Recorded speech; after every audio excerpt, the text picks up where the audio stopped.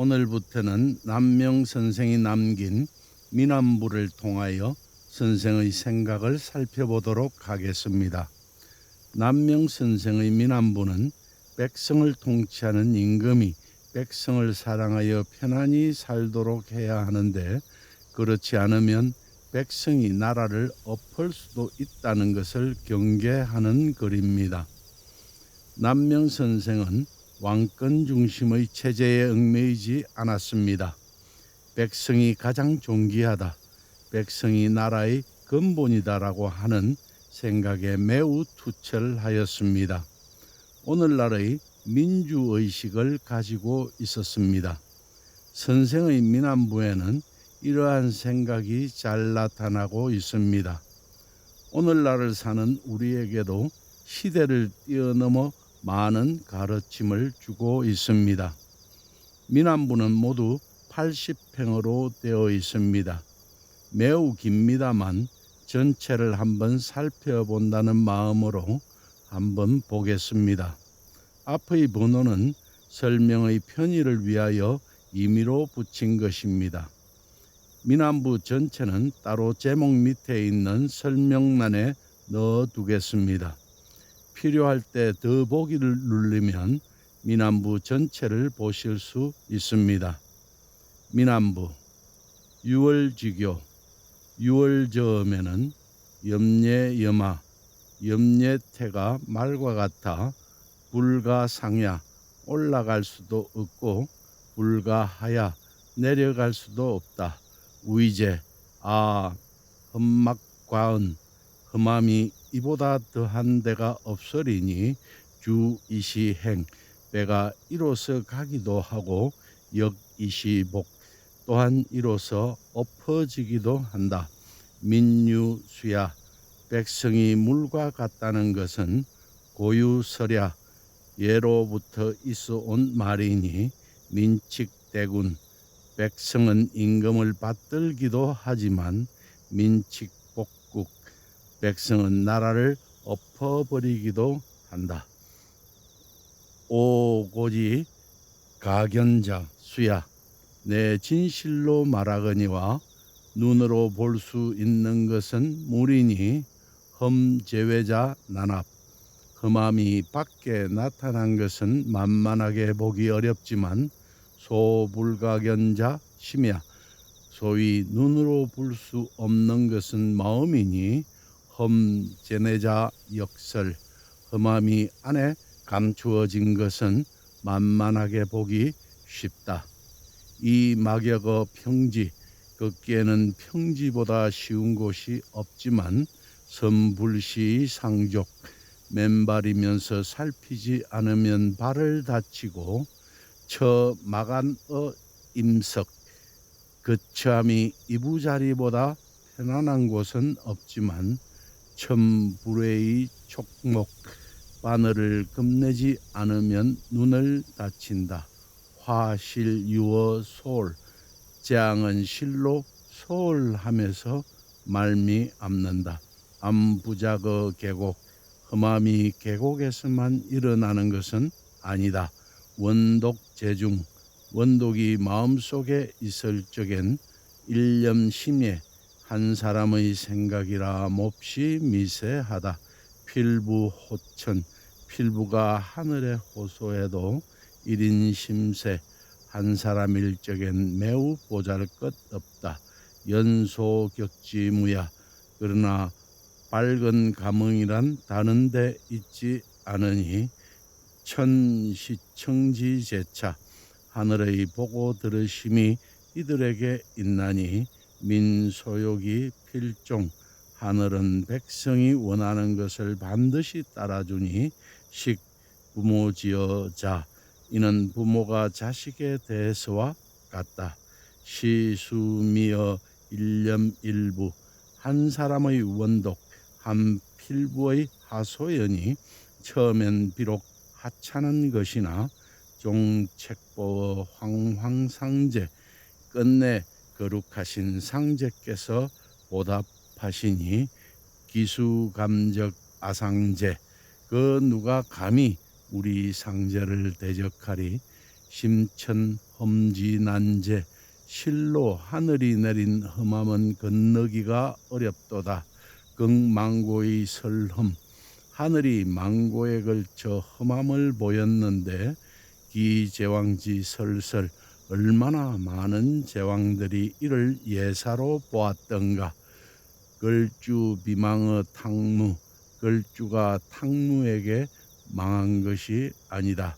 내 부덕의 구민 이와 같은 것은 많은 백성을 얻지 못했기 때문이다.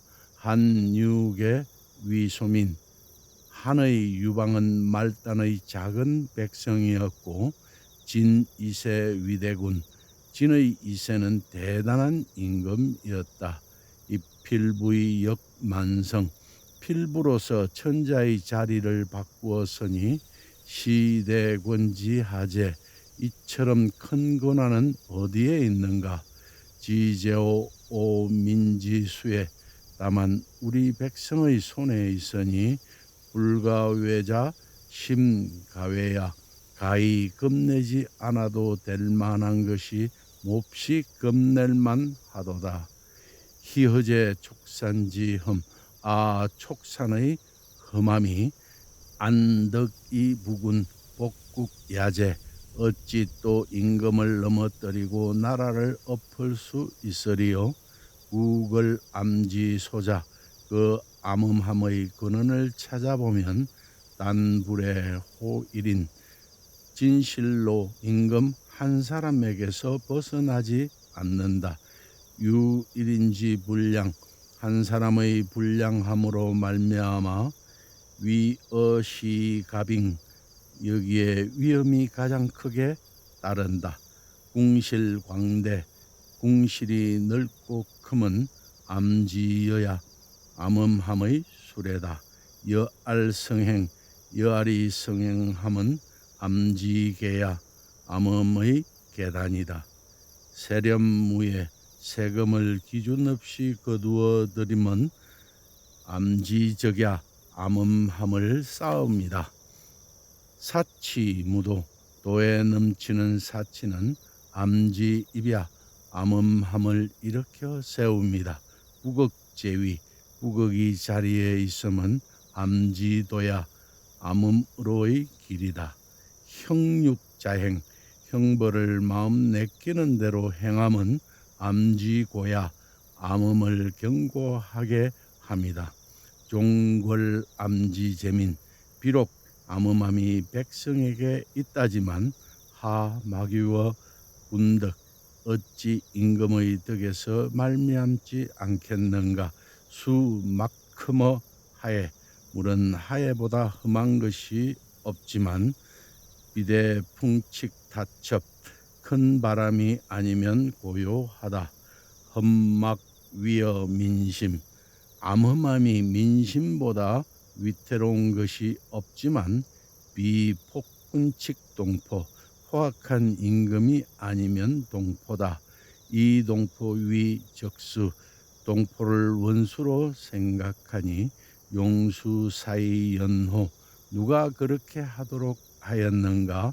남산절절 남산은 우뚝하나 유석 암암 돌이 험하게 붙어 있고 태산 암암 태산은 험준하나 노방소첨 노나라가 우러러 본다. 기암이랴 그 암음함은 하나인데 아니 칙이 아니는 다르도다. 자안지 나로 말미암아 편안하기도 하고 자위이 나로 말미암아 위태롭기도 하니 막왈미남 백성이 암음하다 말하지 말라. 민불암의 백성은 암음하지 않느니라. 남명선생은 31살에 성리대전을 읽고 크게 깨달아 실리를 위한 과거 공부를 접고 위기지약의 뜻을 두었으나 33살에 어머니의 간청을 물리치지 못하고 향시에 응시하게 됩니다. 여기서 장원을 하였고 이듬해 34살에 회시에 나가게 되는데 이분은 이때 과거장에서 쓴 것으로 보입니다. 남명직 153쪽 주 14에서는 1534년 문과시험 가운데 미남부를 쓰는 것이 있었고 선생도 그때 응시했으므로 선생의 이 미남부는 아마 그때 지은 것으로 보인다고 합니다. 그런데 이 미남부의 내용을 보면 과거 시험에 입격하기 위한 것이라고 보기 어려울 정도입니다. 과거에 입격하기 위한 것이 아니라 당시 백성들의 민심을 채점하는 관리들이나 나아가 임금에게 알려 경고하는 데 초점을 맞추고 있는 듯이 보입니다. 당시 백성들은 목숨을 부지하고 살아가기조차 어려운 지경에 빠져 있었습니다. 민심은 나빠질 대로 나빠져 있었습니다. 1506년 일어난 중종반정 이후의 처리 문제가 하나의 원인이었습니다. 중종반정은 박원종, 성희안, 유순정 등 소위 3대장이 중심이 되어 일으킨 반정이었습니다. 이 세 사람의 중심 인물들이 반정에 성공하자 조정은 3대장의 손에서 좌우되었습니다. 절대 권력을 쥐었습니다. 절대 권력은 절대 부패한다는 말대로 이들은 부패했습니다. 104명의 많은 전국 공신들을 뇌물의 액수에 따라 등급을 매겨 청거하였고 중종으로 하여금 이를 책봉케 하였습니다. 처음 104명의 전국 공신은 이런저런 경로를 거쳐 13명이 더 늘어나 117명이나 되었습니다. 공로도 없는 자녀와 친인척, 사돈 8촌까지 포함시켜 117명이나 되는 전국 공신들을 책봉하였는데 이들에게 토지와 노비들을 나누어 주기 위하여 조정에서는 많은 토지를 백성들에게서 빼앗았습니다. 이리하여 훈구파는 거듭된 공신 책봉으로 많은 토지를 가지게 되었는데 이로 말미암아 토지를 잃은 소농민들은 살 길이 막막해지면서 각지로 흩어졌습니다. 이에 조광조를 중심으로 한 살인파는 빼앗은 토지를 농민들에게 다시 돌려주기 위하여 중종 10년 정전법에 대하여 논의하기 시작하였습니다. 이는 토지를 농민들에게 균등하게 나누어 주는 제도로 훈구파들에게는 치명적일 수 있었습니다. 훈구파의 심한 반대로 실현될 수 없었습니다. 그러자 살인파는 중종 12년에 정전법이 어렵다면 한전법이라도 실시하자고 하였고 중종 13년에는 다시 한전법과 더불어 균전법을 시행하자고 하였습니다. 이들 모두는 훈구파를 비롯해 토지를 많이 가진 자들에게서 토지 일부를 몰수해 소농민들에게 분배하자는 것으로 훈구파를 겨냥한 것이었으나 민생을 살리기 위한 부득이한 토지개혁법이었다고 할 수 있습니다. 이를 위하여 대사헌 조광조 선생과 대사관 이성동 선생을 중심으로 한 3사는 1519년 중종 14년 10월 25일에 공신삭훈 문제를 제기했습니다. 11월 11일 3사의 주청은 윤허되었습니다. 전국 공신 117명 중 76명의 공신 녹훈이 삭제되었습니다. 예나 지금이나 부패한 권력자들은 자기의 권력을 이용해 힘없는 백성들의 재산을 빼앗아 죄배를 불리기는 마찬가지입니다. 녹훈이 삭제된 공신들은 공신 책봉의 대가로 받았던 전답과 노비들을 모두 국가에 다시 내놓아야 했습니다. 공신들은 반발했습니다. 공신들의 반란으로 추대된 중종에게는 훈구파의 반발이 실제적 위협으로 다가왔습니다. 훈구파의 남공과 심정, 홍경주 등은 사화를 모의했습니다. 그리고 중종을 압박했습니다. 압박에 못 이긴 중종은 이들이 모의한 사화를 제거했습니다. 1519년 중종 14년 11월 15일 밤 이고 밤 8시에서 10시 사이에 조광조를 비롯한 사림의 주요 인사들을 전격적으로 하옥시켰습니다. 그들의 제목은 당파를 만들어 자신들을 따르는 사람은 청구하고 그러지 않은 사람은 배척했으며 서로 연합해 권력을 장악함으로써 국정을 어지럽혔다는 것이었습니다. 이들의 형량은 한 달 만에 확정되었습니다. 조광조 선생은 사사되고 김정, 김식, 김구, 윤자임, 기준, 박세희, 박훈 선생 등은 외딴 섬이나 변방에 유배되었습니다. 남공과 이유청이 자의정과 우의정에 발탁되었습니다. 훈구파의 세력으로 조정이 다시 구성되고 삭훈되었던 전국공신은 원래대로 회복되었습니다.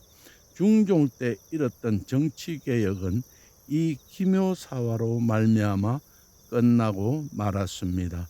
훈구파들에게 땅을 빼앗긴 백성들이나 노역과 세금으로 피폐해질 대로 피폐해진 백성들은 다시 훈구파들과 그들이 세운 지방관리들의 수탈로 더욱 시달리게 되면서 그 불만은 하늘을 찔렀습니다. 백성들의 삶이 이러할 때 남명선생은 이 민안부를 지어 백성들은 임금을 받들기도 하지만 백성들은 나라를 엎어버리기도 한다고 경고하고 있는 것입니다. 오늘은 여기까지 하겠습니다. 다음 시간은 민안부의 의도성과 용인성, 상호 텍스트성에 대하여 살펴보도록 하겠습니다. 감사합니다.